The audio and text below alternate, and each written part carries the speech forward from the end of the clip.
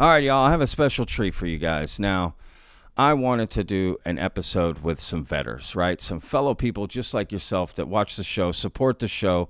And I thought it'd be a great opportunity to do an interview with a couple of them just hanging out because they are both graphic design experts. And I thought it'd be a great opportunity to just talk about, image editing analysis, looking at some images, just diving deep into and maybe teaching you what you can look for to sort of spot fake UFO photos, right? So it's kind of a longer show. And again, just a hangout session here, again, with a couple of great people. Todd and Khan are their names. And you may have talked to them in our Discord open mic. So, here's a nice little plug for the Vetted Discord. Link is down below. You can join for free. We hang out every day and just chat about stuff just like you're going to see in this video. Typically, there's a lot of us in there chatting. But again, this is just kind of what we do, just kind of going back and forth and whatever. So this is a lot of fun. Sit back and enjoy. Just hang out with us and chat, right? One quick thing I do want to say for Todd Harper, who is one of the people on here, he has a new project that he is launching, and I wanted to give a quick promotion for it. So I'm going to put a link down below. Here is the logo. It's called Flow State Vibe. Please go follow them on all the platforms and see what Todd has coming out for us in the new year, right? A new project he's doing. So I want to support him. He supports Vetted all the time, as well as Khan. So thank you guys so much. Let's go, vetters. All right. So this kind of came together in a interesting way. Every day after our normal videos, right, we jump in our Discord open mic and we talk about so many different things. And the other day, Khan here brought up some pictures that were quite interesting. And both of these guys I'll kind of give them like 30 seconds to kind of give you a little bit of their background in, what they do. So to give you a better understanding, but basically like we were just looking at some UFO pictures and because of their background, we start analyzing this, that. Next thing you know, it's like, you know what, let's do a podcast. Let's come together and talk about this stuff that can show a lot of the things that we talk about in our open mic. And now we've got more visual. We can really dive a little bit deeper into it. So Khan has been so kind to put together just an immense amount of different slides and images and all kinds of things that we're going to go through here to kind of give us a foundation of a great conversation. So look, first thing I'd like to do, Khan, let's start with you, man. Give us, 30 seconds. Give us a little bit of your background of, why should we listen to you about, this stuff? Okay, so hi guys. Probably some of you know me from Discord. I'm Khan. I'm from Greece. I'm a graphic designer by trade. I have a bachelor's in graphic design and editorials, typography-based branding strategy. I've been doing this for the last 5 years. Worked with some pretty huge brands. Like a month ago, I got my master's degree in art and design and new technologies, and which relates a lot to this. My interest in photo manipulation and analysis to find like if something is being edited or manipulated came from because I wanted to see like different compressions levels of like noise levels and grid systems and grain. And I found discrepancies in some pictures, and that like got my interest into like forensic analysis. So I use my Photoshop skills, which I have in the past for a lot of clients, and you can actually spot discrepancies in an edited picture in Photoshop. And you can also use a tool that's called Forensically, which is a huge tool that a lot of professionals use nowadays. That's my background, pretty much. Hell yeah. All right, Todd. Yeah, so I'm Todd. You guys probably know me from the open mic. Like Khan here, I actually started in graphic design. It's where I started my career, and I ended up with a fine arts degree that led to computer animation. Went into the film industry, working on animated films, and then eventually went to video games and stuff like that. So graphics in general, my expertise would be in graphics. Add 20 years to my slate from Cons. I have been in this industry for over 25 years. as evidenced by the gray beard. I've been through plenty of deadlines, and it's led to some gray hairs. But my expertise would be just in understanding how graphics software generally works, and pixel density is a big thing. Like Khan was saying, is you can identify differences in pixel density, artifacts around the edges of things. Whenever you're compositing two images together, there's artifacts that come with that. AI is helping with some of that, so that's why it's going to be more difficult to spot the really good ones. But that being said, I think we can parse through a lot of it. So Hell that's yeah. cool. Well, look, I would also like to give a little bit of my background. I once edited a Word doc, so I'm also bringing some expertise. Hey man, Know that. the best paperclip. You little what's his name? The So little clippy. I would listen, just based off everything I heard She's from you better than guys, us. I would put myself above y'all. Just saying. Y'all are right here and I'm over Of here. course. So Yeah. Oh yeah. just I keep feel that you. in mind.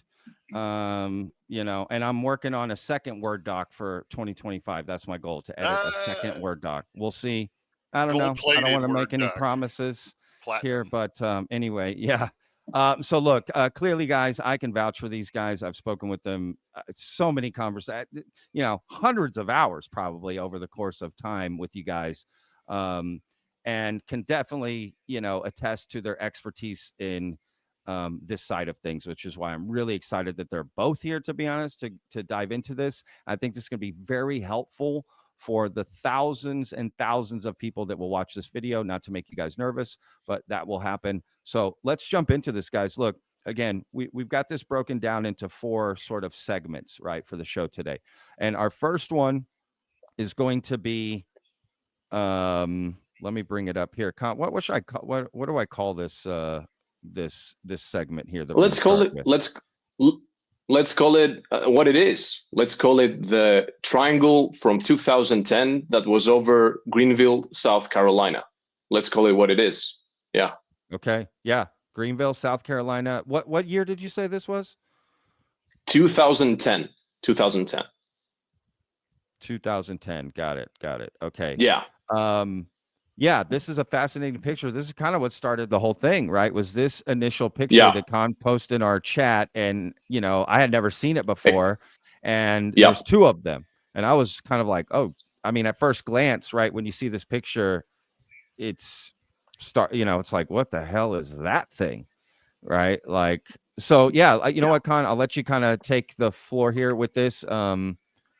There's Of course. right, we got these are the 2 main pictures, right? The 2 main ones. Yes. These 2, right? Yes. Okay, to the right of exactly. this post and to the left of it, right, that we've got. All right, so you take it away. Tell me what slide to show, and let's do this. Of course. So let's start like with some baseline of what we know about the specific pictures in general. Sure. So these pictures were uploaded in 2010 in the UFO casebook, the site, that has a lot of like different multiple cases that people have reported. And the gentleman that posted this, should I read what he said, Patrick? It's like 2 sentences, what he said about the description of the... Definitely. Okay, great. So he said, and I'm quoting, "On March 16th, 2010, I saw a bright red light coming from a distance. I thought that maybe an airline plane was on fire and grabbed my camera. Instead, it was a large triangle plane with a very bright red strobe in the center of it, almost like it was on fire. It seemed to be climbing in altitude. By the time I went to the backyard, it already entered the clouds and was gone. This happened in Greenville, South Carolina at 8:03 p.m. Thank you, Mr. H." So as far as I know, because I did an extensive analysis on the origins of the photo, this is literally the oldest post of this photo. It's from 2010. And how do I know? Because sometimes like dates can be manipulated. I sent to Patrick a link that we can show later that is from the web archives. And that shows actually that this post was made in 2010. So like we can confirm that. After that, Yeah. this image has been re-uploaded on Reddit like multiple times, so many times. And the latest one was like 2 weeks ago, if I'm not mistaken, or 3 weeks ago. And the oldest one that I could find was 3 years ago.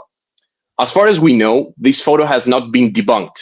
This photo is considered amongst the triangle sightings like one of the very good ones that we have. And the reason that I specifically was drawn to this, because like, if I'm being honest, 90% of 99% actually of the images I'm looking at, I'm not really believing them. They only if something like attracts my eye, my speciality. If I see something that possibly could be edited, which everything could be edited. Let me just say this up front: everything that you're seeing image-wise can be edited.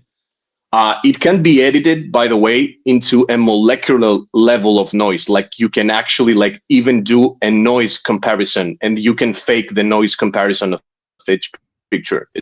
It's like that's how good you can make a fake.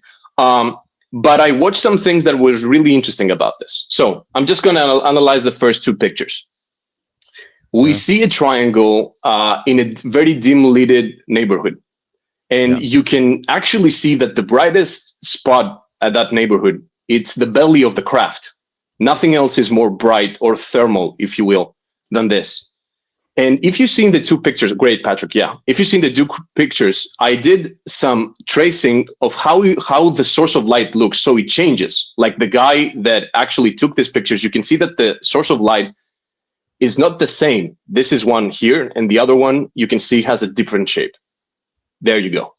So those white dots represent the shape of the light under the craft. Yes, the bubble in the belly of the craft, exactly. So that was the first thing that I noticed. That I was like, oh, if you're gonna fake this, that's a really good thing to do to two different pictures, like change the thermal signature, because as we know, the thermal signature is never the same. So that would be a good thing to do, a good detail to notice.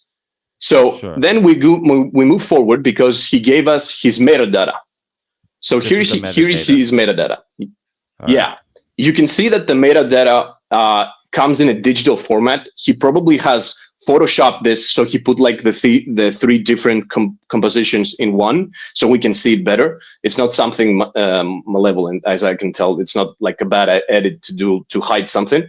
But as you can see in the description of the camera, you can see that his camera is, if I'm not mistaken, is a Minolta Z5.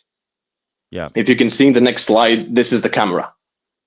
If you go to the next slide, this is the camera referred to. I did some analysis, and if we actually have some time after this, I downloaded 80 different photographs that were made by this camera to actually bring to front if the level of grain is the same as the UAP image, and it was like matching perfectly. So we know, even if the image is edited, we know that photograph that we just saw, the two photographs, was taken by that camera, and that's confirmed. Oh, that's good. We know that this is good. We'll take your word for it. If anyone has any issues, we can show those 80 pictures later. Of course, yeah, and we can do it actually because I don't know if you're going to bring it up, Pat, but I'm going to do a full presentation of this, so we can do this on the presentation on Discord as well. That would be awesome. Yeah, we are. Khan is setting up a. Make sure to join our Discord. There'll be a link in the description. But Khan is going to be setting up a presentation to give in the Discord, right, for members, which other people have started to do, which will be great. So there'll be more detail if you want to get in, and you can ask Khan questions directly. All right, so let's. What's this next slide here? We got clone tool detection. Yes. So I did two things here. One thing, I run this image through the tool that some of you may know, some of you that maybe in computer science, maybe, I don't know. I ran this through Forensically. Forensically is a wild world known tool that a lot of photographers and people that trying to do image analysis are using.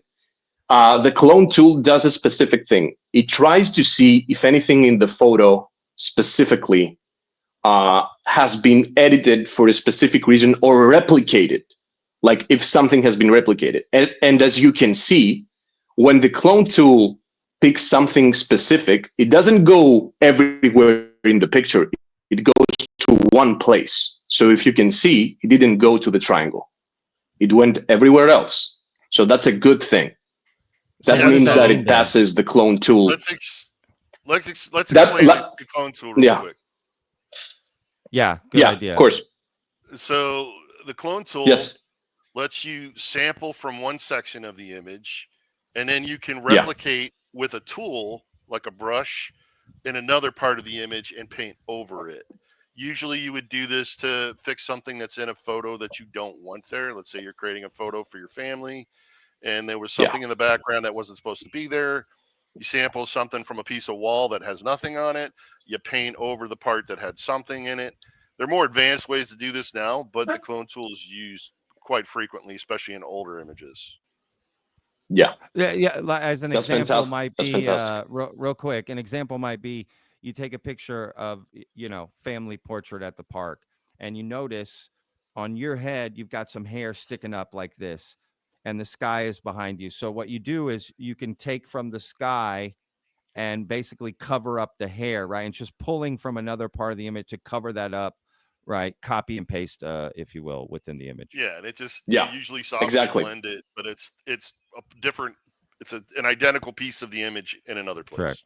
Correct. Exactly. Okay. Exactly. So this is saying that it detected the use of a clone tool in this image, though. Maybe not around the triangle, but it's saying it detected it in other parts of the image. No, not at all. So what forensically does, it's making an approximation if like what parts could be cloned. It's doing an approximation of what parts could be like duplicated, for example.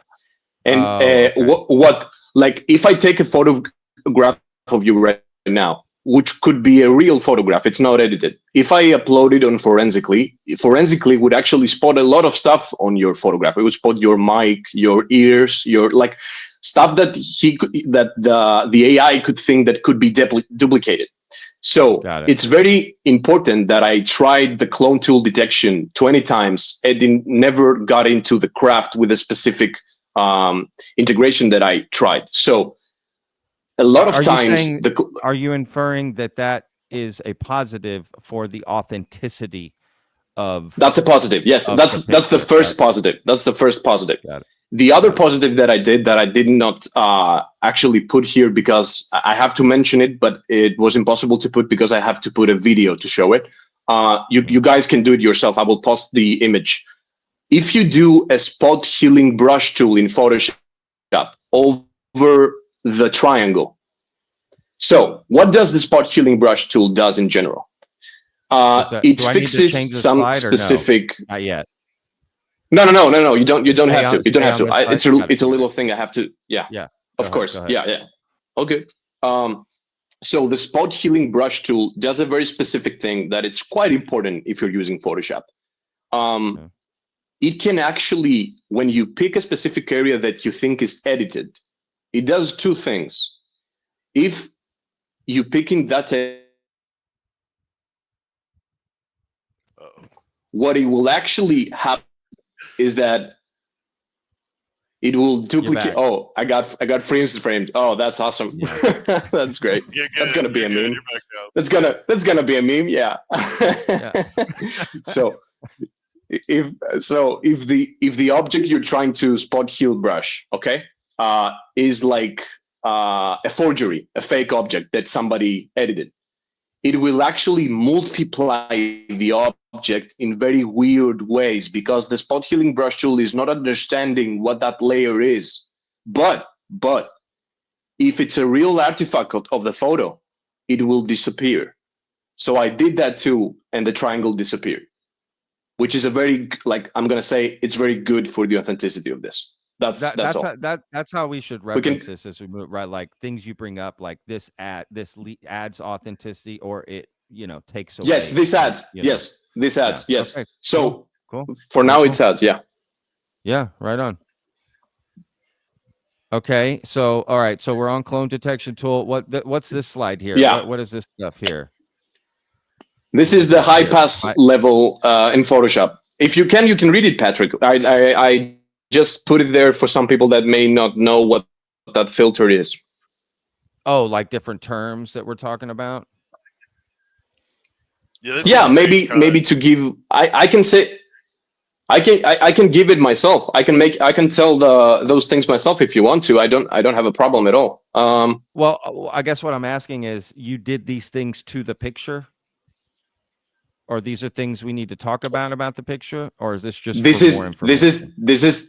Yes, this is things to actually explain to the audience what the specific analysis that we're trying to see. Like before, we saw how the cloning tool works. Here, it's the next one I did, the next analysis. So, like, people have a first image of what it is, what it actually does. Oh, that filter. I got it. Yeah, So this yeah. is high pass. Okay.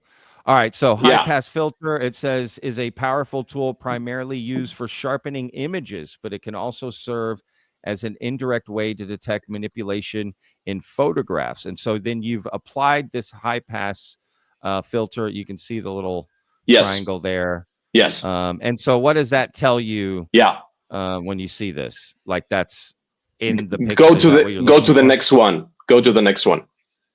Got it. Oh, go to the next one. Okay, there you go. There you go. Okay. All right. You explain. So go ahead. Here you can see the edges on the roofs of the houses, and here you can see the edges on the craft next to the pole. Are you seeing a consistency in the halo of its object? If you're seeing a consistency that everything, it looks lined up, the same line of opacity, that means that the object that is there is not edited. That means it's a part of the photograph. If the edges were mismatched, like there are abrupt transitions or blurred or missing details, that could actually mean that the object came to the picture from a different file or from a different layer. That would actually indicate a slight manipulation. So that would make the image uncredible, in my opinion. And when you did this high pass filter, again, you're not finding any errors, adding to more authenticity. Yes, this is the number 2. Yes, this is the number 2. Okay. Yeah. Now, okay. I got That's it. okay. I got it. That's all of this has to do with the high pass filter, right? Got it. Okay, now I understand what's happening. Yes, exactly. Todd, exactly. What are and if what you is your, and if you we'll go to the next. Hang on, Con. We'll go to the next slide here in a second. But just Todd, what are your thoughts on all that? Is what Con's saying true? Yeah, I'm sure there's. I'll just confirm. Yeah. Great job, Con. No, hey, I love Con's mind here. You know, he's definitely identifying things that make a lot of sense, right? There may be sophisticated ways to, replicate this, but I think this is a good baseline kind of practice. And I love that Con's pointing out all of the things to look for, right? Like the edge thickness, this haloing that happens when you do a high pass filter, and how it should match up with the other elements in the scene, because that's one easy way to quickly identify, okay, there might be some red flags here. Yeah. So I good job, Con. I think this is great. I think this is great. Okay. Yeah. All right. So this says, if you can go, Patrick. What? Yeah. Can you go back to the high pass filter, the full analysis, because Todd said something I wrote to the right like one before. There, read the one that says important notes. That's exactly what Todd said. Oh, important notes. I skipped over that. It's important. That's okay. That's okay. Yeah, it's really important. Yeah. Sophisticated edits may blend seamlessly with the original, making them harder to detect using high pass alone. No, but look, here's the thing. There's going to be certain things you can quickly do to an image. If an amateur edited the photo, they wouldn't probably go through this. And if you start going they bypass the high pass filter, test and all that, then now you're talking about a more complicated faking of an image, right? Or editing of an image, right? Yes. I guess is essentially it. Yes. So, okay, no, these are good details to know. All right, so the next one is Luminance gradient analysis, and this says, as a forensic You know what? Hang on. As a forensic tool available in applications like Forensically, which we'll put a link to in the description, okay? Designed to evaluate the light source consistency within an image, this technique is particularly effective for detecting forgeries, as inconsistent lighting can indicate that an object or region was edited or added to the scene. And then I'll just read the important notes since you probably bring that up again. You say images with multiple light sources or diffused lighting, example, cloudy outdoor scenes, can make gradients harder to interpret. Oh, that's very interesting. All right. So I'll go to the next slide. You've done this Luminance gradient application, which looks very artful. Looks really cool. Yeah. So that's like, we call this a normal map in 3D. Okay. Red, green, and blue channels. Yeah. I didn't see that when I edited that Word doc. I didn't learn about any of this. So all right. So I have to. I'm going to run that joke into the ground. It's too advanced, Patrick. It's too advanced. It's too much for us. Too much. Too much. All right. So Luminance gradient, you've done this, applied this to the image. What are we seeing? Like what are we errors? Of course. Or what are you looking for? If you can go to the next one, so I can give you some examples. Awesome. That's awesome. So when you're doing a luminance gradient, the thing that you most likely will find as a discrepancy or a manipulation is different ways of the light source coming in. So you're looking at the volume, okay? So if there is consistency in the volume, at the way that the shadows are, or a specific like gray area is, if you're seeing discrepancies of that, that means that an object was added there as a layer from a different image and was manipulated. So it's really useful, to be honest. Like it's really, really useful to see. So here you can see the tree, and the next one you can see the triangle. So if you see the tree and the triangle are lighted by the bottom, they are the same. The light is coming from the same source, both of them. That's what it's picking up. We would call that normal direction in 3D. Yeah. Right. Exactly. Totally. Exactly. So you're exactly. basically saying that the lighting source or the lighting on that triangle matches the lighting in the scene. Not exactly. Not exactly. What I'm saying is that what it picked up on. Yeah, of course. Please go, Todd. Can I use my hands real quick? Yes. Notice how on the triangle there's a light color going at this angle, right? Yeah. Now take a look at the tree, and all of that same lighting is aligned on that edge of it, right? I see. And then you've got the pink. That pinky color is kind of up this way. It's the same way on the tree. I see what you mean. Got the it. Blue, the same thing, right? It matches. Yeah. Got it. So if the blue was sideways, so Todd nailed it. On the other tree, the blue's going up. That would look odd. Yeah. Right. Yeah. Okay. I see. That would look really strange. Really strange. Okay. So it is matching the lighting of the scene. Yes. That's what I'm trying to say. This is that's what I asked. Okay. This is another one. This is another one that is going for it. Like it's going for its authenticity. It helps its authenticity. Yeah. Okay. Got it. Okay. And this is a closer picture of that. That's the trees. You can see how basically. Here's what I'll say for the normies out there, the Word doc editors like myself. Look at the pink line, right? And then match it to the pink line here. They're basically saying they're going the same direction. Then look at the blue line, right? This big blue line. See how that matches the blue on this picture, right? And then look at the white line at the bottom. See how that matches on that one, right? Okay. I get it now.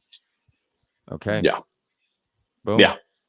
All right. So next thing we have is awesome. Noise. So now we go to right? Noise amplitude analysis, a forensic tool found in applications like Forensically, used to evaluate the distribution and intensity of noise within an image. Noise in this context refers to the random variations in brightness or color that are inherent in digital images, often influenced by the sensor of the camera and post-processing. Noise amplitude helps detect image forgeries by revealing inconsistencies in the noise pattern across the photograph. And an important note to remember, images with varying light levels or high dynamic range, HDR, you may have seen that on your TV, naturally have inconsistent noise patterns, which might lead to false positives, meaning you might see something that you think is legit, but it's not, right? Is that what you're implying? It could be. What It could that go is either way. implying is that or the other way. It could go the opposite. Exactly. It could go exactly. You see Yeah. something that's like you think is a red flag, but it's not. That's just part of what is happening. Right. Yeah. Because it's capturing a dynamic range, right? Yeah. So within that range, you could have two things that are adjusted a little bit differently, and it would line anyway. Yeah. Listen, Con, are you cool if I share these PDFs with the audience and I put a link down below and I allow them to get these documents, these PDFs? And I would love to. I would love to. Awesome. I would love to. Okay. Noise amplitude. So basically what we just talked about, right? So Con added this thing to this picture, noise amplitude. And I love the way you've set this up, dude. Great job putting this in the right Thank you, order. brother. So you can slightly see the triangle exactly there. You can see a little bit of coloration, but anyway, okay, so take it away. What are we go to the next one, Pat? Next slide. Let me explain. Yeah. Oh, got it. Yeah, I should have learned this by now. No, not at all. We've got house noise amplitude on the left, triangle noise amplitude. So you're comparing, right, the from the house to the triangle. Yes. Got it. Exactly. So what is really important about this, what I found really interesting actually, is that if you see the pattern in both of these pictures is the same, but what you are supposed to look for is the edges. Are the edges close to each other? And we have to think about, are these both subjects in the same lighting? No, they're not. The one is being brightened by what the witness was describing by something that looked like on fire. And the original house, it was in shadows. And you can see that the edges of the house and the edges of the triangle are the same, with the only exception that there is a noise pattern that is different inside of the belly of the craft. Yeah. So that's why I took this into the important notes, because this could possibly be an edit.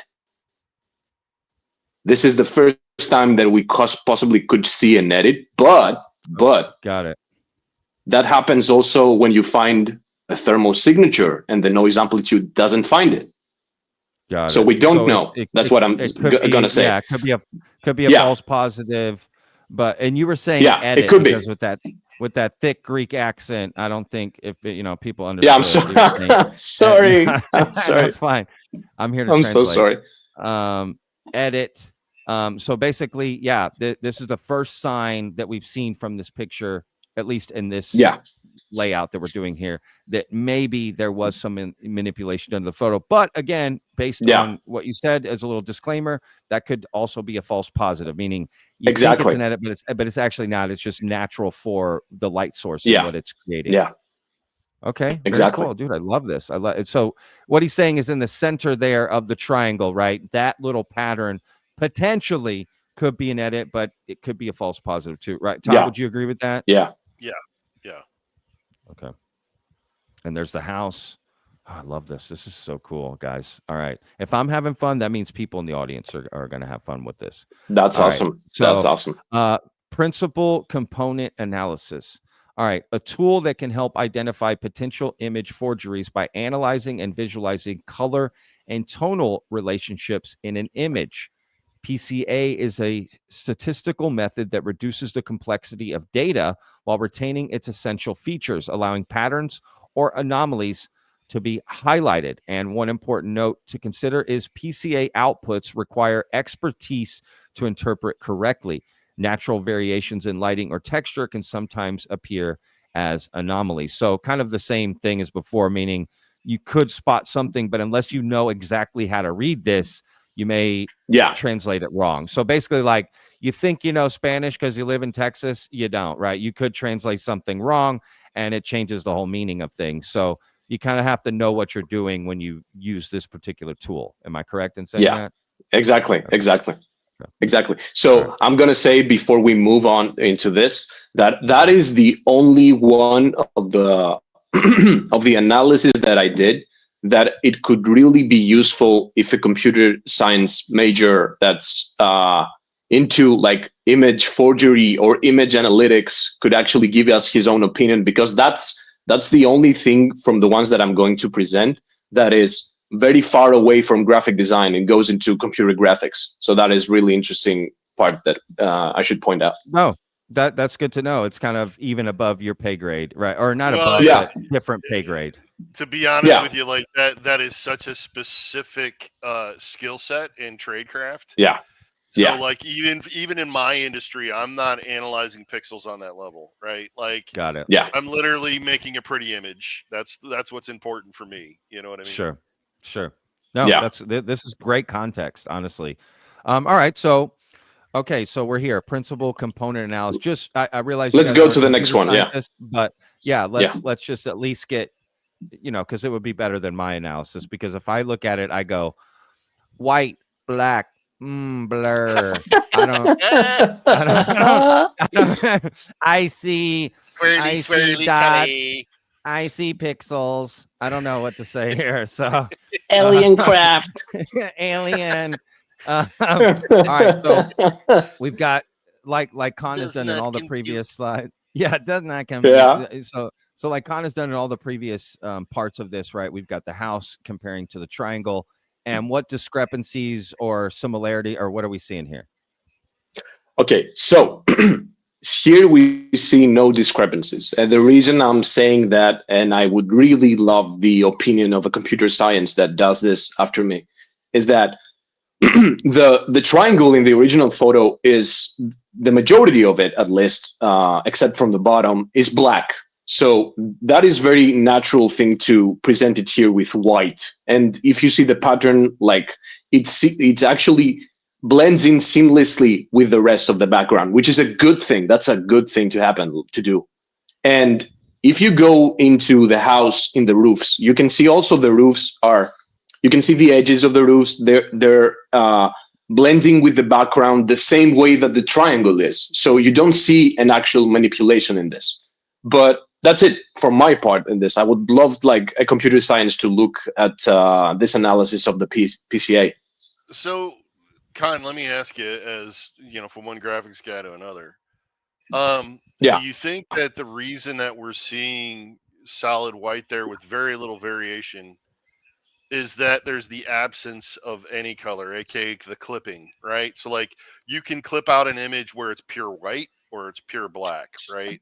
So, what we're Yeah. seeing kind of the Yeah. inverse right now in the image, we see Exactly. a black color, but what that means is there's zero variation. Now there might be some small variation in there that we're not picking up from this distance. Like maybe we zoomed in, we'd see Of course. Yeah. little Of course. grayscale, but generally speaking, it's clipping, right, to the highest possible value you could get of that color. And that has to do with the camera's capabilities too, right? Of what it, Of how course. far Of Yeah, course. what the fidelity the of the sensor, Yeah. right? lens, the Yeah. sensor can pick Yeah. up. Yeah, There got is it. a It nice be, consistency too here, like we were talking about earlier with noise. There's a nice yeah. consistency when you look at the little globule Yeah. shapes. There's a consistency there, right? I Yeah. see. Is it not a red It, oh, flag that in the middle of the triangle it's just pure white? Are you saying that is the clipping? Like it was so bright it just clipped? I'm saying that's the clipping that's happening. Yeah. yeah. Got it. That's the But clipping. there Yeah. might be small variation in there. If we zoomed in, there Yeah, I might see what you be mean. some variation in Sure, there. sure. Yeah. Okay. But that I, just like you read, I think above in the important notes, whenever there is a huge highlight, it's, which by the way, let's remember, I'm just saying this to have this on the record and just remind like our viewers and listeners right now that the spot on the belly of the craft is the brightest part of the picture. All the other picture is so dimly lit. Just let's remember that when and if he edited this. Yeah. Oh, so the entire picture, the triangle has the whitest part in the center there, right? You're Yeah, saying yeah, The most that's yeah, luminance. interesting. The most yeah, luminance. yeah. What does that say? I mean, just gut reaction. Does that like lead more credence to the picture, less credence, or neutral? Doesn't affect your opinion about it.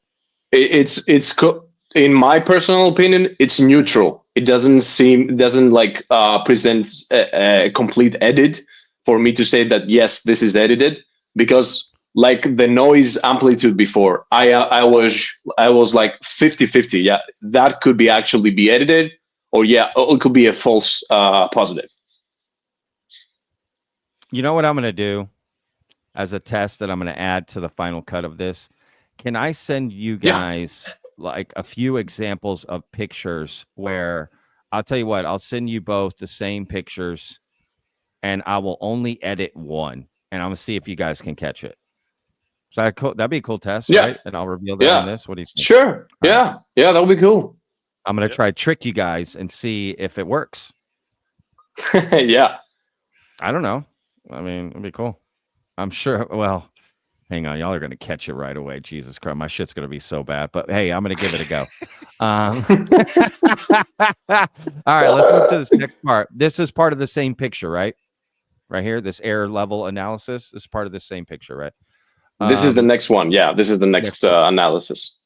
Got it. Okay. So, again, ELA, it's described error level analysis, permits identifying areas within an image that are at different compression levels. With JPEG images, the entire picture should be at roughly the same level. If a section of the image is at a significantly different error level, then it likely indicates a digital modification. So to put that in layman's terms, that shit got messed with. So the important notes: look around the picture and identify the different high contrast edges, low contrast edges, surfaces, and textures. Compare those areas with the ELA results. If there are significant differences, then it identifies suspicious areas that may have been digitally altered. All right, let's go to the next slide. We've got the ELA high error, right? The main image here. You can see this. Again, pink pixels, looks crazy. That's my analysis. And then we Grandma's go to boy. Is that like yeah, Grandma? The guy from I Grandma's did. Boy. So,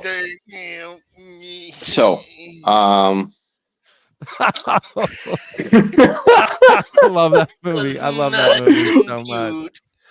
Yeah, the Neo guy, right? The Matrix guy. All right, so we've got roof pattern again and abrupt noise pattern. So this is over the triangle. All right, Kyle, take it away. What are we looking at here? This is bad, Patrick. This is the only one that was a dead giveaway that something happened. Yeah. Oh shit. Okay, if you guys can, guys. yeah. Boom. Okay. Okay. Yeah. So if you go to the next picture, do I have it on full scope or not? Oh, I don't. So go back. That no worries. Okay, no worries. But wait a second. Where's the damn triangle? Yeah. Go. There you go. Oh, no. Yeah. Go. Yeah. So go to the one that it's two of them, so I can analyze it and tell you. Yeah. There. Yeah.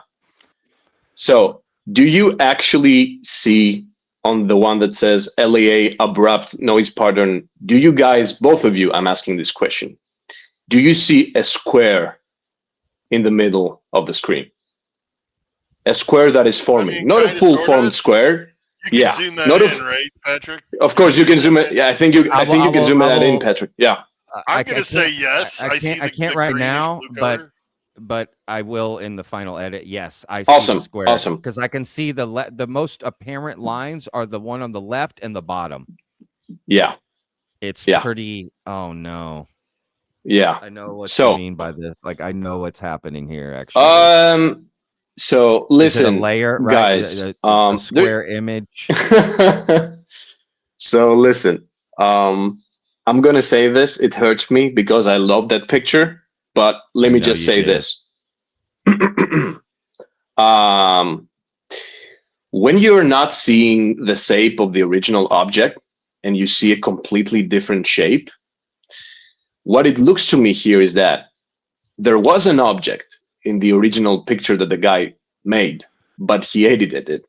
And the way that I found this is that the square on top of the like lighting of the triangle is a perfect square that actually it shows when there is a layer on top of a layer. So what it shows me, like professionally, that somebody made an adjustment. Somebody put something there. Because if you see the consistency in the two pictures, there's a specific, let me call it a maze of pixels, of noise levels. And the only one that stands out is that inconsistent shape that shouldn't be there and should be a triangle instead of a square. And if you actually zoom in, that Patrick said is going to zoom in, you're going to see that the yeah, of course. Wait. Okay. No. I'm saying continue to talk. I'm trying to. So Con, let me ask you. Oh yeah. I'm Could that just also yeah. be?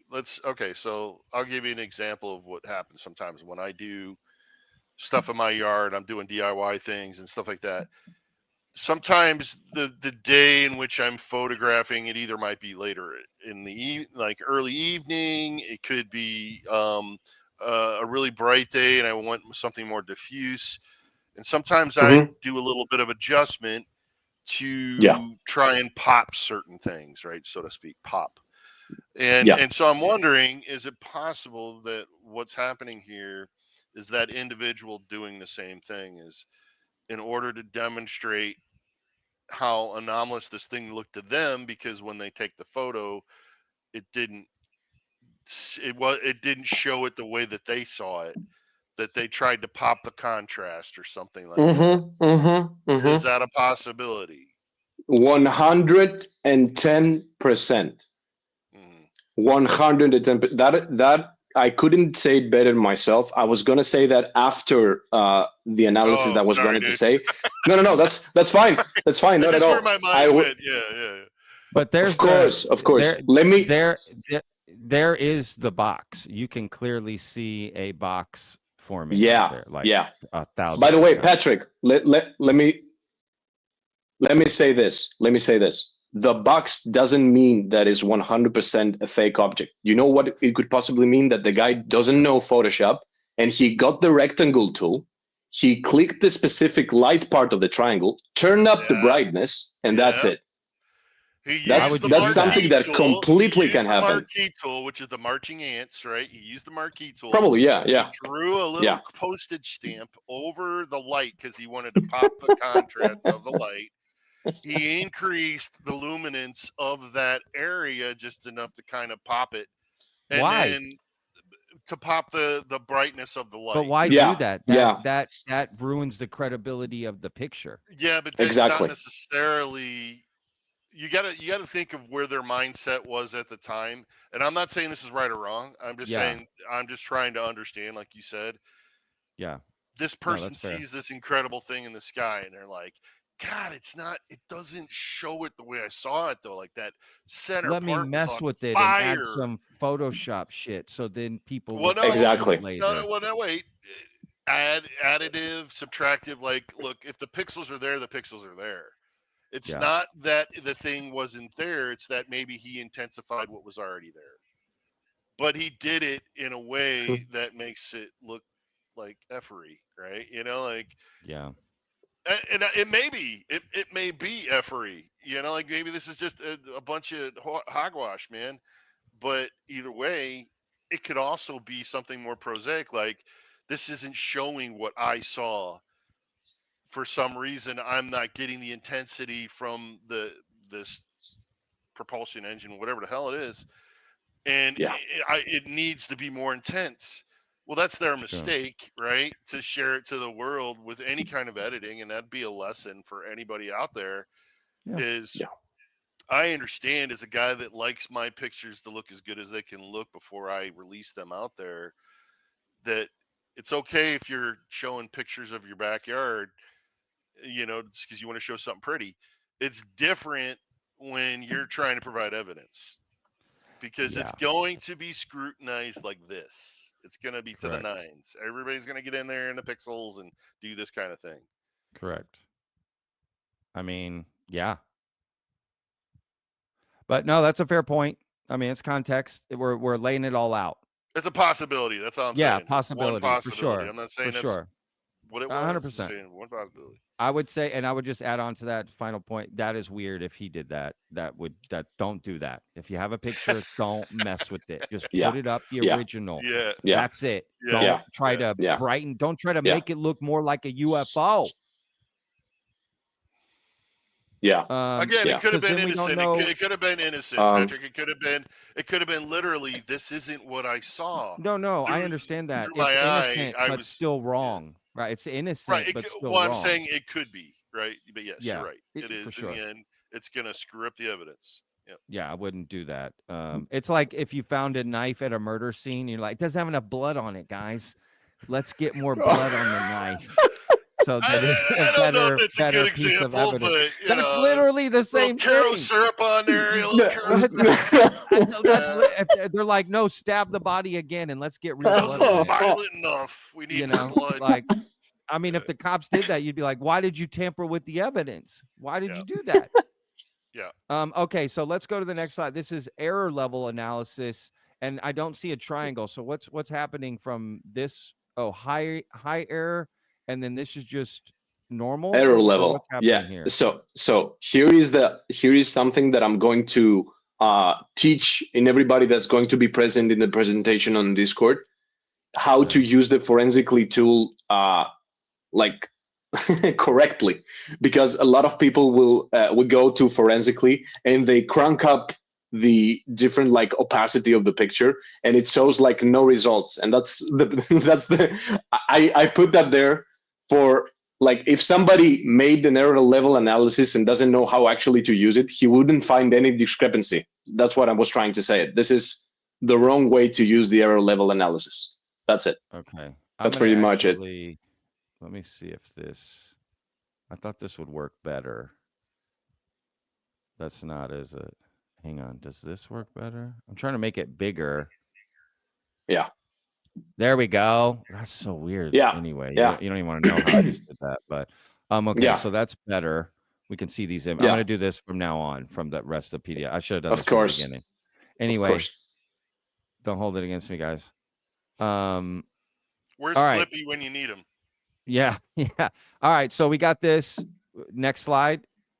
Or what? Yes. Go jump into the next slides. Like there's no specific like I don't really have anything more to say. Just I did this to show to people how easy it is to like not use them properly. You know what I mean? Got it. Okay. So yeah, it shows you like it shows you the same noise patterns that are coming from the compression level. So you have to know how to use the LEA correctly. It's very important because you may be fooled by a picture. And this is the last part of our PDF. And this is an analysis from a site that is really compelling, and a lot of like people are using it, and it has a specific citation and study that it's being funded by Cornell, and a lot of stuff that you can see in this site are really useful. It's not perfect yet, but it's an AI analysis that can actually show you if an image has been tampered with in some level. It's basically the same thing that Adobe is doing with the face recognition in Photoshop. It can actually show you what parts of a photograph has been photoshopped, and it's a really, really interesting tool. Not to use as a oh yeah, this is it. It's 100% what it says. Not at all. It's data. Of course, it's gonna assist you more to your findings. Yes, it's gonna assist you more to your findings. So here we have what it says fusion, and on the bottom it says forensic analysis. If you see the one that it says OMG Fuser, it says forgery probability 17%. If you can see that, if people can see that. Yes, exactly. Yeah, 17%. Yeah. And if you see on the forgery probability of true for, which is the next one of that, the third one. Yeah. If you see the third one, you can slide. Yes, right there you go. the one that is called True 4. This is, by the way, I'm going to set this out right here. So everybody's going to have a gasp. So this is called True 4 or True Forgery. This is a study that's being funded, and you can see the citation that I sent to Patrick. I would love to use those links to the bottom of the video so people can actually see them themselves. 100%. And True 4 is a Cornell University citation. It's a study that's being done by like 4 or 5 different forensic analysis experts. And guess by who is funded? Uh-oh. The DoD and DARPA. Okay. Why I was would going to say Oprah, but yeah? Is that the Fox guarding the penthouse? DoD and DARPA are part funding, right? They're not wholly Are part funding, of course, part funding. I'm sorry. Of how I mean, many donors? it doesn't mean effery, but let's face it, it could. Yeah. Right. Like, Yeah. Well, but do you think that could just imply that they're just interested in this technology for I think our own so. shit? I think so. Of course, I mean, in all fairness, of course, because that's going to be the response, right? Is like, well, look, they make all kinds of cool stuff over there. It doesn't mean that they're trying to manipulate things in their own of course. But let's be clear: if they're developing the technology, they understand how that technology works under the hood. They then understand how to manipulate it. So they could know how to fake it, that basically. it's, right? They could learn how to fake this stuff and put out stuff that would pass these tests. Exactly. That's essentially. my point. It's That's a tool that could work amazingly, but also be manipulated in a very clever way. I thought it was pretty interesting, Patrick. That's why I brought this up, because I thought maybe you guys would like to know that.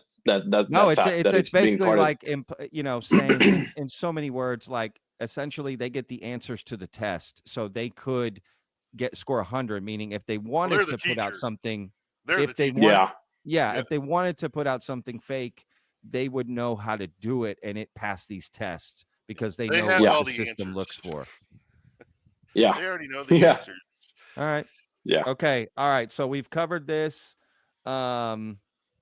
What's the next thing we're going into, which is the low light, I think. Okay, hang on. It's a pretty quick one, by the way. So it's going to be like 1 minute thing. It's really quick. Let's see. Boom. There you go. Right. There you go. Yeah. So we've got 4 slides. Which slide should I start with? Oh, okay, I see. So, whatever you want, Patrick. Whatever you want. Boom. Okay, so let's start with the lanterns. We've got 3 lanterns, and then you see that you've done this application to it. The LAA analysis. Exactly. Yeah. So what are we? Yeah, go ahead. I did a very specific thing about this. There is a very specific reason I did this. I found 2 very interesting low-level photographs, if you will.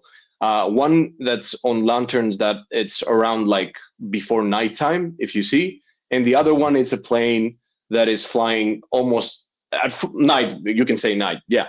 And the reason I put these there and I did the LAA forensic analysis on them is to show you how a real picture you can actually see in the LAA the formations of the object themselves. They're not changing. It's the same thing that you're seeing in the picture. So that's why I did this, just to clarify to everybody that maybe didn't. I mean, look at that. It's right there, right? It clearly is not. Boom. And then if you go to the plane, I do the same thing. Boom, boom, boom. Even the contrail. Yeah. Okay. Yeah. That's it. All right. That's it. We can go to the next one. Yeah. So the next thing we're going to go over here is how easy it is to fake. One. So let me bring that up. That is screen share. Okay. Yeah. I'm gonna bring something up real quick.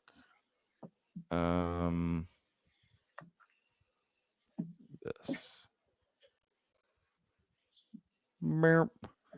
Okay. Let's share this screen here. And let me make sure this is coming up. Where is it? Oh no. Is it this? Yes. Yes, it is. Okay, we've There got you this go. image. There you go. We've got this Don't go. image. Yeah. Oh, Okay. don't go down. Sorry. Uh-oh. Which image do you want me to start on? This right here? The first one. Yeah, the first one. Okay. You're Sorry. spoiling the surprise. Sorry, y'all. Nobody saw that. I did it quick. Oh, that was so funny. Oh. Okay, we've got this image. Now what? So can we see it full screen, like the full image, before we go to the next one? Can we like see it? Yeah. Yes. Hang on.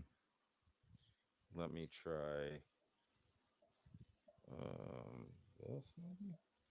Imagine if you saw that. You're like, hey, there's a sausage in the sky. I don't know why. No, That's this okay, is Pat. Is as getting. That's okay. That's all right. That's all right. No worries. No worries. There you go. Yeah. But, That's I fine. mean, That's fine. That's all we need right here. Okay. Yeah. So let me ask you something, guys. Have you ever seen this specific image anywhere on Reddit, whenever? Have you ever seen that image? I don't know. I know. Okay. I haven't. I've seen a lot of images that I haven't seen. Yeah. I don't Yeah. think so. Yeah. Great. So, Pat, go to the next one and tell me what you're seeing. Let me go to the slide. I haven't shown it all yet. Nothing to see here. Yeah. The sleight of hand. Okay. It's amazing. Okay. Wait a second. All right. What? I'm Go looking back at a on the plane. top. Yeah, go back at the top. Oh no, the clouds are the same. So They. Oh, this is a way to do UAP forgery that is almost undetectable by the forensically. You're working on an image that already exists, and you're making a shape out of a thing that already exists. And what is the benefit to that? The noise pattern is going to be the same. It's going to be undetectable.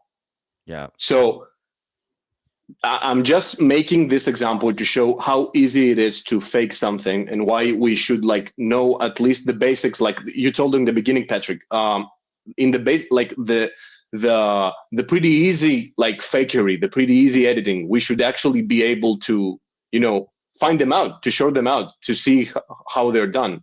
And I did this, which has the same noise patterns, which we can actually like do it after if you want to show how it works. No, it's all good. I believe you. Yeah, and I can see if from you the go, clouds, it's the same image. So you took that plane, and I made it into a tic tac. Made it into a tic tac. God damn, that's good, bro. You know somebody's going to clip this from the interview and be like, "Look, they showed a tic tac," and let them because then we'll be able to prove. Of course, you mother trucker. Okay, so this plane. Yeah. So guys, like if you want to clip this from all the positive things that we're trying to do to actually help this out, this community, if you want to clip this, like I'm going to quote Nancy Mays, come at me, bro. I love it, God. Let's make a t-shirt. Listen, don't mess with the Greeks, bro. Come at me, bro. On their side. They got Achilles. Okay, so you took this image, which is a plane. Yes. And turned and I made it a cigar object. Yeah. Man, that's good looking too. So this is a bad one, by the way. This is a very bad one. I did it in like in one I did it in 1 minute. And the reason this is a bad one is that I purposely, if you see in the tail of the craft, there's a little blur if you see in the end of it. Yeah. Yes, I did that specifically because if you run this through forensically in Photoshop, it will actually show you what I told you in the beginning. Remember the spot healing brush tool? It will show you actually that something was duplicated. And there's a specific reason that I did this. I did this to show how easy you can spot a bad fake compared to a good one that was above. That's why I did this. Yeah. Got it.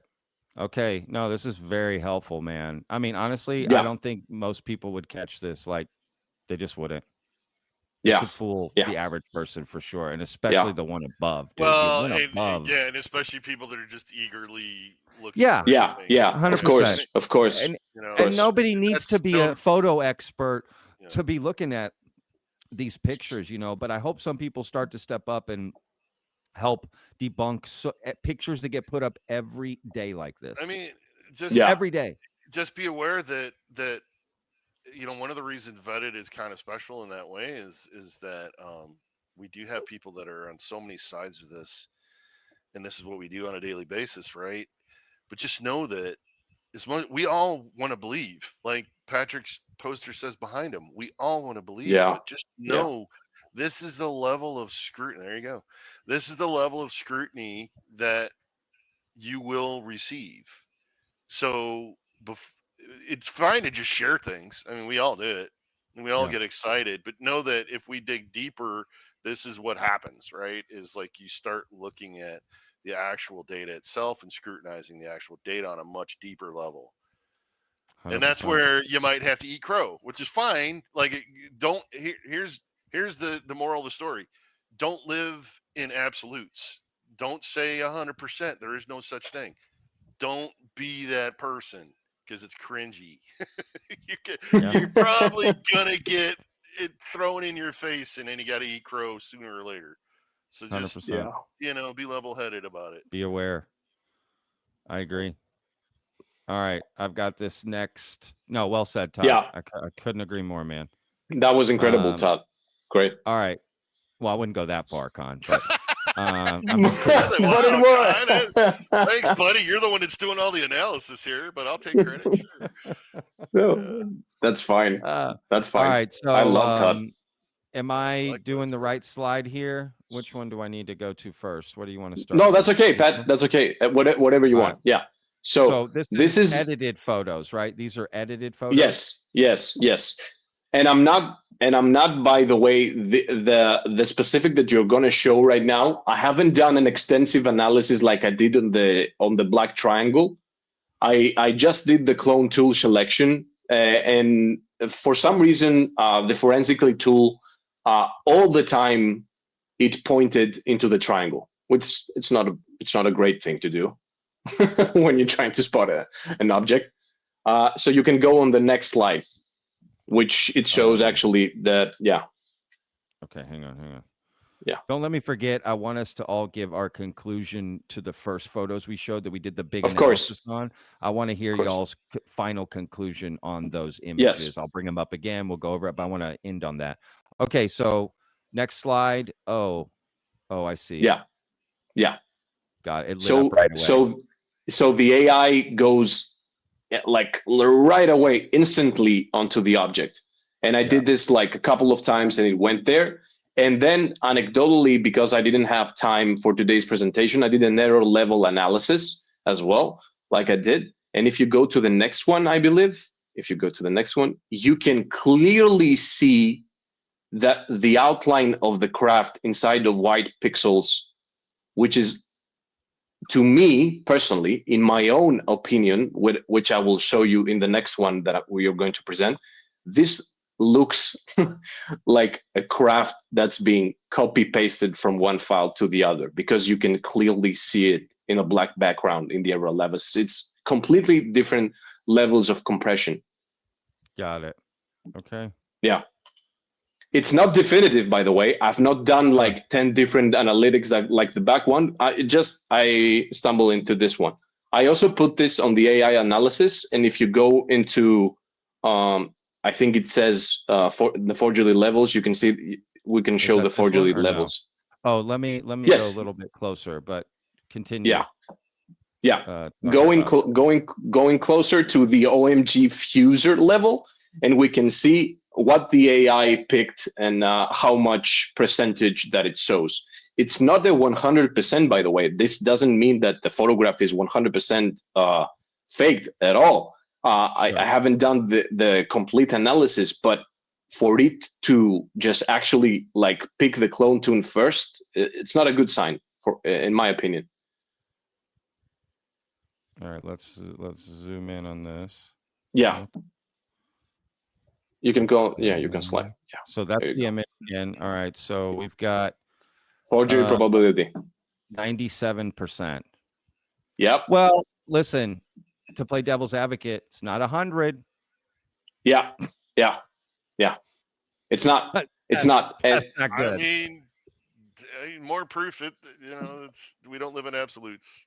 Yeah, we need more. We need more. We need way more proof. By the way, me who analyzed this, I'm saying that I'm not 100% sure about this. But wait so I'm on. not saying What that. about this? Yeah. It says true forgery possibility 7% on this one. Yes. There is a discrepancy between these two because they're actually trying to analyze two different things because there are different metrics of fusion in the image. So one can find some discrepancies, the other may not find it. You can see it also in the triangle that we did, if you remember. It said 17% in one, in the other one it said 2%, like nothing. Or 4%, or 4. Yeah, I don't remember. Okay. You can go to the next one, Pat. The next one is the most fake UAP photo I have ever seen in my life, and I put it there purposely. I beg to differ. I bet I've seen worse. Dude, that looks pretty That is good. pretty bad. That's pretty. It looks sick though. That's bad. I mean, that's bad. right, Yeah, no, that's bad. That's bad. It's just the blurriness of it. The right blurry Yeah, of it. yeah. Right by the clouds. You might get people going, oh, but it's Dude, are you kidding me? People are going to be aspect of the saying that in the comments modality, right now. yeah. Absolutely. They're going to be saying that right now. Guys, that's real. Yeah. I saw that in my backyard 3 years ago. Stay away from absolutes, man. Just don't do it. Don't be that person. Never absolutes. You'll hear people all the time in like the chat and in the open mic. I can tell you right now that is 100% fake. Oh, really? Sure. Yeah. You really? Or real. You're gonna put your flag in the ground and say that? Okay. But or real too, right? No. Yeah. No. I'm not saying I'm not leaning one way or another. I'm just saying don't live in absolutes. Say the evidence leans towards this being fake or whatever. Yeah. Just be more level-headed about it. Don't. Sure. All right. So we've got this picture. And then if we scroll down, we can see your analysis. Here's the zoom in on the craft, Patrick, and now that you have seen the triangle before that we saw the original, the one from Greenville, South Carolina, tell me if you see something weird. Well, let me see if I can use my mouse. The right edge right here is weird. That little thing is weird. the kind of perfect edge there. But so I'm curious, Con. Yeah. This is one of those things where I'd like to talk to the computer science, individual that's usually doing these kind of analysis, because is there something about this particular processing that could lead to that? Because keep in mind that when we're looking at a photo in this kind of sense, look it to the right. See, there's a little T shape. See this little here? Yeah, exactly. Yeah. Is this is this the filtering method that they're using? Something about that process is maybe also making edges that would normally be a little more round show up as more squared. That's the thing that we would need clarified, right? Sure. To make a real determination of this. Of course. We don't have that understanding. Like maybe there is something about this filter like that. Of course, but there is. I love what Todd pointed, because look on what the AI found on this. All right, let's go to this AI, which I've got right here. Yeah. Is that as far as I can go? Okay, hang on. Yeah, you can go in. All right, so OMG Fuser, great name, by the way. Of course, yeah, that's awesome. Forgery probability 96%, right? As we can see, right there. It's a jellyfish. So it picks out that one part. Yeah. Right. Okay. And then we go over.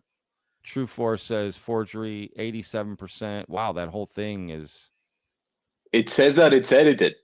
Even the background on top of the mountains, it says that it's edited. Dude, I was going to say that the whole image is edited. I was going to say that to y'all. God damn it, I should have interrupted. I would have looked so smart in that moment. I would have looked so smart in that moment. We'll give you a mulligan. We'll give you a mulligan on that one. Yeah. That's why I went back to the main image, because I was going to say, like, is this even real? Yeah. That's so crazy. You guys have heard me say this before. Is like in the generative images that I make with these UFOs and stuff. I love atmospherics, so I don't blame Yeah. him for adding that misty kind of Sure. foggy stuff in there. Yeah. But yeah, effery. Yeah. No, that's yeah, this is so that's great. That is great. All right. Great job, guys. This is Con, so much this is fun. all con, man. How I'm cool is here this? for support, and that's it. Yeah. Yeah, This but is your con. This support, is all his work. Yeah. your expertise helps, lead credence. Because what if Con was just taking me for a ride here? It You know wouldn't what be I'm the saying? first time, won't be the last. No, his name is Con. His name is Con. I'm just I saying, love it. Con The man, Con Con man, Man. the Con I The love man. it. con man. The The con Con man. Man. Yep. No, I like I said earlier, I wanted you guys to remind me, but I reminded myself because I wrote it down. Let's just give I'm gonna bring up that image again. The very first image, right? The we did the huge Yeah. analysis on. Let's just talk about Yeah. like what are y'all's final thoughts on those images, more or less. You can go, Todd. You can go. I will go after you. First of all, I mean, again, props to Con. This is an amazing companion to what John Kaye presented to us in the Discord. And guys, just so you know, Vetted has such an amazing community, and John Kaye is another amazingly smart dude in our community who taught us more about how to do deeper dives in searches. Mm-hmm. This synchronicity right here like layers up perfectly with it because Khan's showing us visually how to be skeptical, right? And Yeah. John was showing us from a search methodology how to take it to the next level. So this is it's chocolate and peanut butter. Okay, it's the perfect Reese cup right here. It's the perfect Reese cup. So no, and Love so it. what I would say is this is pretty compelling, right? Like this image is pretty compelling. I think overall you could say that it went through analysis pretty strong. Now, the clearly, we need to find out more about if there was any manipulation to, I'm even looking at it now and from a different light, right? Because no pun intended, but is it well pun intended? Because that thermal signature that we were referring to, you'll notice that there is a sharp band around it, Mm. right? So you get Mm-hmm. that really white hot center that is different between the two images, the globules, which doesn't necessarily mean anything. But then you get this hot band around it, right? It's like a contrasty orange band of light. Um, Yeah. that Right could there. imply a contrast or a pop of the levels, and it brings those pixels tighter together so that where you had a fading before and maybe it was less intense, it tightens up those edges together and forms a higher contrast line. That could be somebody increasing the intensity of that area. Now, does it mean that it's not legitimate? Again, I'm trying to look at this from the perspective of the user, and sorry, but this is what happens if you mess with it, is it lowers the credibility of it. But I can also imagine that somebody sees thing with their eyeballs, right? And they're seeing this thing that to them looks incredible. They're like, God, that light is what kind of propulsion is that? And then they see the photograph that they get back and they're like, what's going on here? Like this thing looks like it's been filtered out. And so then they go Mm. into Photoshop and pop it or something, that's a possibility. That being said, it's a very interesting image. We'd have to get further help on this one, I think.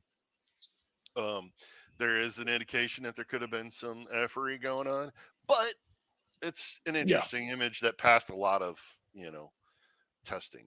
Um, I think the other one, it would probably there was the one that came after this. I think that we thought the other triangle that looked kind of interesting, and then the one at the end, of course, was total garbage. Um, Yeah. Sure. so that's Yeah, my I mean, analysis. yeah, really just Total this one right garbage here. might sound Yeah. like absolutism, not to contradict myself here, but Sure. You I lean say total towards garbage. I'm leaning towards the effery, yeah, like complete Yeah. effort. yeah, sure. But I don't know. Generally speaking, like that's a good way to leave it. I don't know for sure. All right, Con, what's your final? Because I've got my own theory about this picture, which I'll Of bring up course. here at the end. First of all, I want to say that thank you all for listening us today about this. I really appreciate it. Like seriously. Um, I came this from a graphic designer background perspective. I'm doing forensic analysis on images for the last like 8 months to be exact. But the analysis on images on Photoshop I've been doing for years for multiple specific reasons. And I got inspired a lot by a specific post that was posted like a few weeks ago by Ronnie Vernet. If you guys remember him, he's a computer engineer that did the exact same analysis, multiple layers of the Manchester UAP, the orb, and he did like very analytic analysis on that. So I want to give him a shout out because that is the reason that he gave me a lot of like boost to actually see this before. Because maybe you don't believe this, but usually I don't do analysis on images on UAPs. Something has to attract my interest, like editing wise. Like, oh, that would be a cool edit to do. Like that would be Yeah. awesome. So I come from that perspective, first of all. So for this specific image, uh, I'm going to say a lot of things were going its way. Like a lot of authenticity was going its way until Yeah. the LAA. The LAA, even though it can give false positives or the other way, false negatives, most of the time, something that probably Todd, I don't know, probably knows or don't knows, would really love for him to speak here.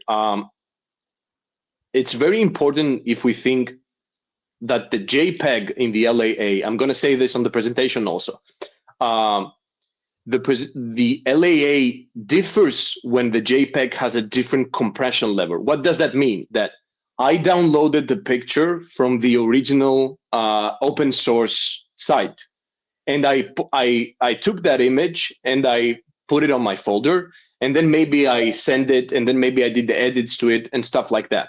So what I'm trying to say is that the LAA is very well known that it reacts differently when you're putting it from one place to the other. So that could actually indicate a very like different result about the LA. But just to be sure, I did every single LAA analysis, even the one I took from the original site, even the Reddit's one, everything. And it came that weird looking square on top of the triangle, which is, if you guys like want to search it or like do your own research on that, that is what LAA does when it wants to tell you that, yeah, there has been a manipulation here. How much manipulation? We don't know. We don't know the exact manipulation of the picture. Like if we're giving percentages, yeah, please, Todd. I was Please. going to say this is the one that clearly it's the Yeah, darkest, that's the one. one that's like, okay, what's going on? But again, keep in mind, this is the same analysis image that we refer to in the other image, Yeah, right? exactly. Where there was that sharp edge. So this is where the computer scientist would come in and Of say, course. That's normal. this is the method that they use, and Yeah. sometimes it takes round stuff and makes it square, Yeah. right? Yeah. Like don't just assume because like we need to No, of course not. understand the technology behind it a little bit more before we Of course not. Of Sure. course not. That's Sure. why I said from the beginning of the podcast, if you guys remember, I said that I would love for this to run through a computer engineer that does this specifically, because he could say that, yeah, what we did, it shows these discrepancies, or maybe it's the light source, maybe that's why the light source is so prevalent here, that it does that specific shape. We don't actually know that. But when you're trying to learn how to read an LAA, you can go, by the way, to photo forensics. That's the site that it's called photo forensics, and you can actually read how you can use the LAA. So I've done that. People, like everybody here, can do that. It's really helpful, actually. It's a great tool. So it says, yeah, just real please. quick. Yeah. So you had mentioned before, and I'm sorry, I don't mean to interrupt what you're saying here, Not at all. we talk about like the original source image, right? So I don't know about Yeah. you guys, but when I'm taking photographs, I'm taking full res photographs with an HDR format, right? Even on my Mm-hmm. phone, which Mm-hmm. sometimes is an EXR, it could be a bunch of different formats, but it's high dynamic range. If you take that and you compress it down, like Con was saying before, into a JPEG, that all that compression data is creating a bunch of garbage around there, right? Mm-hmm. Mm-hmm. And Mm-hmm. that is where it gets a little more challenging, right? Yeah. That's Yeah. why you want the original image. Now the problem is if you're using a website that it only accepts web format, because some of them might, hopefully if it's a forensic website, they'll let you upload whatever kind of image you need to, but we can't assume that. So if it's a web format, that means it's going to be highly compressed, except for Okay. PNG. PNG is a lossless format. That means that it's not compressed. So if it's anything outside of that, it's going to have compression and it's going to be different than the original, Sure. right? So Of course. hopefully the software and editing a clone of a clone of a clone, is like never good. So the best thing is obviously the source material in its high res format, unaltered, without any compression technique applied. That's all I wanted to Exactly. bring up Yeah, because yeah. you had mentioned Exactly. JPEGs, and it's like, look, Of course. Of as course. soon as you use a lossy format and you compress everything down, Yeah. the pixels are now that you've really damaged the analysis of that image. Yeah. I agree. Yeah. Look, That's why I said that. Yeah. That's why I said it. let's round this out here. Okay, so one final question for you guys here. Let me bring this back up. All right, so let me tell my theory about this image, and based on the analysis we did, I guess we could have figured that out at some point along the way, but I'll ask you again. So let me zoom in on it. So I even said this in our open mic. When I first saw it, it looked to me like, okay, we talk about adding to images, right? Does this have another Mm-hmm. layer? Do we bring in another component? What about taking away from an image? Can you see that? So what if someone took away a black triangle out of the sky, right? Like they just deleted it and took it out, and now they've got what looks like a black triangle in the sky, but it's actually removed data Yeah. from it, and then they added the light in the middle. Is that possible based on the analysis we've seen so far? Yeah. Yeah. Yes. Yes, Yeah. it is. That would explain the absence of any pixel data, like that clipping that I was talking about before in that Yeah. triangle area. That could explain that, right? Why is it 100? Hang on. Patrick's Hang like, on. I there's did it. I did it. we did it, Oh Reddit. God. Yeah. Oh man. Yeah, All I right. think So that's so. my theory. The first time I saw it, I thought, oh, they took away from the image. It looks like, deleted out Yeah, stuff, right? I Like could took I away. could totally see Yeah. that, Yeah. 100%. But The fact what that is the fact no. go ahead, Con. No, please, no. Let No, Todd finish his point because it backs up mine. of course. So You know what I find very odd about this, and it's making you definitely, Patrick, you inspired me with that. Look at the fact that there is no light; it's pure light absorption. If that triangle is a real object, a physical object, it's absorbing all the light. There's Mm, no reflection. There's mm, no caustic ambient global illumination. The lighting would you have a very diffuse lighting situation, so it's not going to be a harsh reflect. It could be a very matte finished surface, so that is possible. But every surface, except for surfaces that are really high tech that could absorb light for some, maybe like for energy, that'd be interesting. Would have some level of reflection, right? That yeah. especially metals are very tightly composed atoms, and so that's why they're usually more reflective, and so that light of the cloud would be bouncing off of it. The light of this propulsion system would, maybe we're getting a little bit of that light bleed, but again, you remember I was saying the banding and how it's so compressed, and like that banding around it it's very odd. So yeah, I Mhm. agree. I think the more I look at this, the more I think it's effery.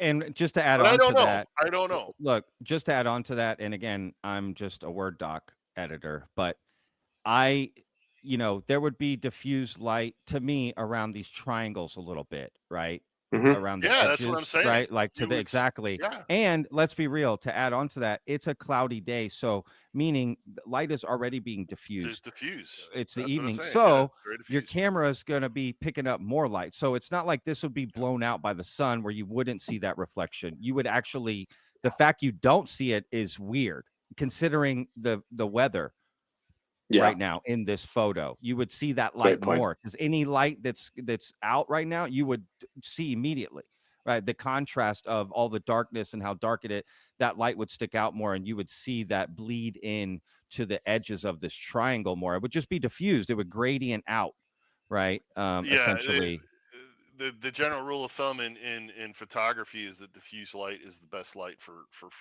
photography, because it does correct, most balanced capture an object, and then you can control the light if you want to add a flood or something. correct, So correct. like this is a little 3 point weird. I lighting. agree, Patrick. Yeah. Like this is really, that's a really great point. Yeah. I heard you say you solved it, Patrick. That's what I heard. So Um, I'm just kidding. Look, either way, it's a fascinating photo, both of them, and I'm glad Yeah. Con brought them forward to look Yeah. at and us for to us to do this deep dive. I am by no way saying definitively that's what it is. I don't think any of us are making any declarations like that, No, but not at that all. just my theory. When I first saw it, I immediately thought they took away, not added. Um, and yeah, I still, that's my leading theory. But again, I'm not here to definitively say anything. And to get y'all's analysis, I think what is helpful about this episode, if anybody watches, it's not the picture we showed. It's that these are tools to help you moving Yeah. forward on any picture Yeah. you want Yeah. Right. to do, right? And And to don't live know in a that world that's of out there. absolutes. 100%. Yeah. 100%. Of It's okay to course. say, Of I course. don't know. Looks cool, Yeah. but I don't know. But not to Yeah. jump to, because if we're going to be like, no, that's an ET crap, then it needs the best analysis and break ever. If we're going to jump to, that's a Yeah. non-human craft, Yeah. essentially, especially with a photo where there's no, you know, capture of something extraordinary, right? The five Yeah. observables all happening at Right. once, and you Yeah. see, that's different situation than photos, and photos are much easier to fake than videos. Let's be real, right? Because it's Yeah. one frame as opposed to hundreds in a video or thousands, depending how long it is. So, and there's so many pictures, going up. Just use your discernment, if you can, and if you want to dive further, Con and Todd have clearly laid out different ways to do that. And again, I'm going to put links in the description for everything Totally. Con. that we went over. All these links that Con sent me as well. You know, and the PDF. And again, Con's going to do like a presentation on our Discord. So make sure to join the Yes. Discord and find out about that. Con will dive in deeper. I'm sure Todd will be there, answer questions, but real nerdy shit. Get in there and just, Yeah. pick it apart. I love that stuff. So, Yeah. Hey, yeah, as a community, this is what we need to do, right? 100%. I mean, what we're seeing right now is a lot of divisiveness and a lot of confusion. And there's reasons for that. Drones Yeah. being a big one right now. Yeah. Balloons before that. I mean, it's swamp gas, and come on, man. Ball lightning. Like, can we just like figure it Sure. out? We need better proof, and in order to get better proof, we need better analysis. And so Yeah. that's what this is about. And Yeah. hats off to Con. And again, John Yeah. Kaye, love that guy. Like, you guys are 100%. creating a Bible for the, a guide, a legitimate guide for a better research and better understanding when you're capturing this stuff. Because look, we've got a bunch of videos and photos on Vetted that are from people in our community capturing crazy stuff, the cool Yeah. stuff, 100%. stuff that Yeah. you go, 100%. ooh, wow, I don't know what For that sure. is. That's crazy. For sure. Absolutely. So, like, better ways to film if you can be that thoughtful, because I realize it's kind of difficult in the moment. But if you can be that thoughtful, things that you could do to help, and we can maybe create a whole guide for that. That would be amazing. Yeah. It's a great Yeah. idea. Yeah. I love that, man. Yeah. Look, Con, why don't you any final thoughts that you want to say before we Yeah. go here? I want to say a few things before we sign off. I guess. I was wondering myself, and I was wondering like 8 months ago when I started like doing real analysis on that with multiple images. What is the best way to find if something is, and I know we don't talk definitives, but what is the best way to find if something is definitively like authentic or fake? If you do the forensic analysis with the help of a graphic designer, with the help of a computer science engineer, and like it comes out all positive, and you get the raw image from the camera that was taken, and you get witnesses that were there that saw the same thing, you have a 99% like this is a real picture. The same goes with the fake one. If you find, and this is why this episode is like here, like if anything that I just saw, like all different analysis, if they came like false in an image that you found, that's an indicator to something, that something is wrong. How much of forgery it is, we don't actually know. We will never know if you don't speak to the person. But that is a great way to like not let yourself be fooled by something. That would be a great, because like Patrick said in the past, like if we get fake images, fake videos out of the picture, we're so much closer to the needle. That is so important. And that's the most important thing about this, because then we would have conclusive evidence of real photographs or real videos. And that would be amazing. Like to get out the fake stuff, that would only help our cause, what we're trying to do here.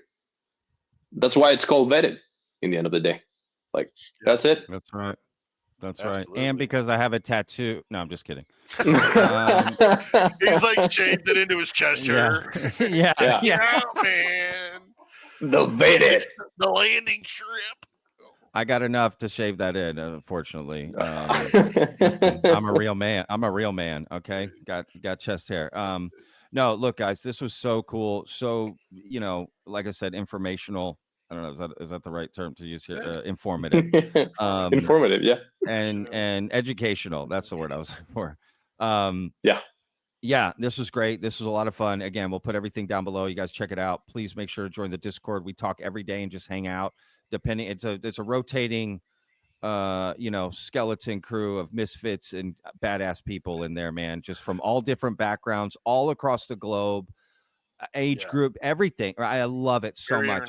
And opinions all over the place, right? You got I'm all in on aliens, they're here in my front yard, to this is bullshit, all mixed together, all talking together, and it couldn't be being civil and nice to each other. That's why it works, because it's not about what opinion you have at Vetted, it's how you express that opinion at Vetted that matters the most, which is just be respectful, come in, ask questions, whatever. You'll find anyone there, because if we don't start there, then nothing can happen, right? It's like it doesn't make sense. So this was awesome. I really appreciate you guys taking all the time that you did to this, and a special shout out to you, Con, for all the hard work you put in. I feel like we need to do a GoFundMe for Con to get him a new chair or a new camera stand or something.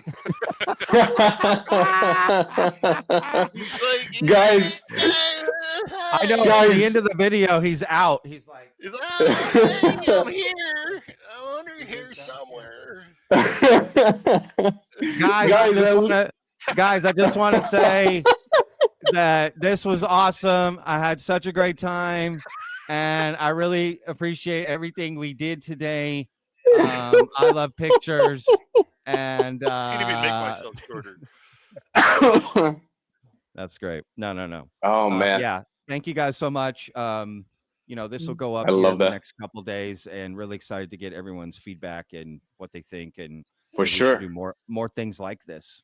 It'll be awesome. Maybe live analysis of a picture that comes out, and we jump on and we bring up Photoshop and just live in the moment, right there, analyze it. And I'll bring my expertise where I just go, bullshit. I just point and just say, that looks weird. Yeah. Yeah. So yeah, you guys We rock. need to do a group as watch always. of that movie. Yeah, Now I feel totally. inspired. Yeah. Absolutely. That Check would out be Grandma's awesome. Boy, y'all. Yeah, Hilarious. hilarious. All right, guys. Say bye to all the betters. Bye bye, guys. Remember, Peace. What is every day's a gift. Every day's a gift. I live inside my own world of make-believe. Kids screaming in the cradles, profanities. I see the world through ice covered in ink and bleach. Cross out the ones who heard my cries and watched me weep.